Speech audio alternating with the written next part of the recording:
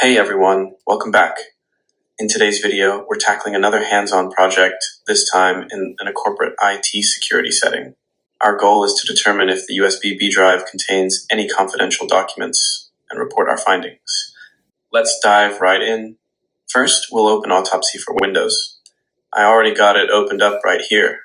In the new case information window, we'll name the case Chapter 1, Project 2, and set the base directory to our work folder. Click Next to proceed.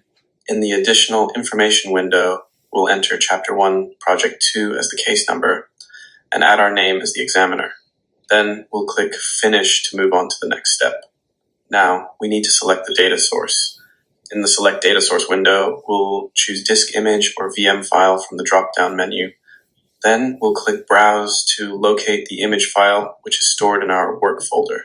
Once we've selected the file, we'll click Open and then Next. In the Configure Ingest Modules window, we'll click Select All to enable all the ingest modules. These modules will help us analyze the data more thoroughly. After selecting them, we'll click Next and then Finish to start the analysis. Once Autopsy finishes processing, we can check the tree viewer pane on the left and see the types of files that we will be working with. We are not going to manually sort through all of these files searching for relevant evidence. Instead, we'll conduct a keyword search to look for any files containing the word confidential. To do this, we'll click the keyword search button at the top right, type confidential in the search box, and click search. In the results viewer pane, a new tab named Keyword Search 1 will open. Here, we'll see all the files that match our search term. We'll click each file to view its contents in the Content Viewer pane and determine if it's relevant to the case. In the first file, we see that we have some test results of some sort. This was flagged because the word confidential was discovered in the file. Just scrolling through it, we can see that this file contains some numbers. We don't know the exact context, but this can potentially be relevant evidence, so we will note this and carry on. Taking a quick look at the second file, we see that this is definitely related evidence. We see that this file is labeled confidential and a company trade secret. This is another file that we will mark for later. We are seeing the same thing with the third file as well. This document is designated as confidential and a protected company trade secret. We will also set this file aside for further review.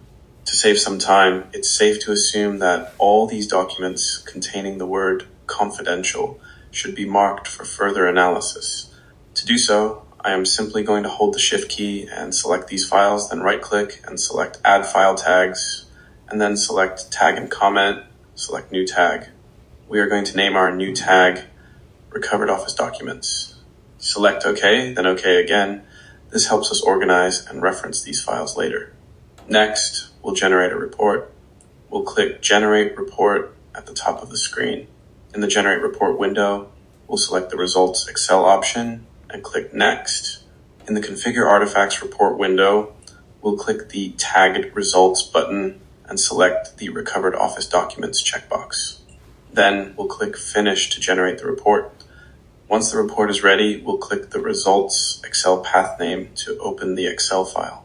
This file contains detailed information about the tagged files, including their names, locations, and other metadata. Finally, we'll write a memo summarizing our findings. The memo will include the file names where we found the keyword confidential, the cluster numbers for any hits that occurred in unallocated space, the Excel spreadsheet we generated as part of the report. Once the memo is complete, we'll exit Autopsy and submit our findings. And that's it. We've successfully analyzed the USB drive, identified confidential documents, and generated a detailed report for the legal team.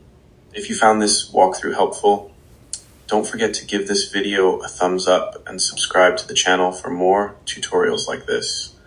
Let me know in the comments if you've ever conducted a corporate digital investigation or if you have any questions about the process. Thanks for watching, and I'll see you in the next one.